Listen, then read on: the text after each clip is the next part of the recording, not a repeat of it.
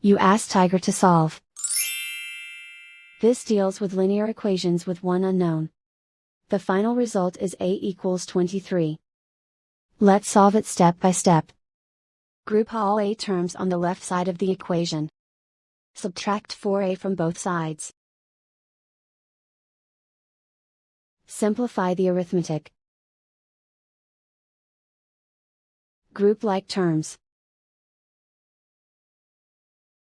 Simplify the arithmetic. Isolate the a.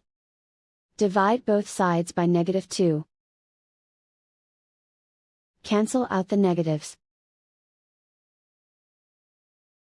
Simplify the fraction. Cancel out the negatives. Find the greatest common factor of the numerator and denominator. Factor out and cancel the greatest common factor.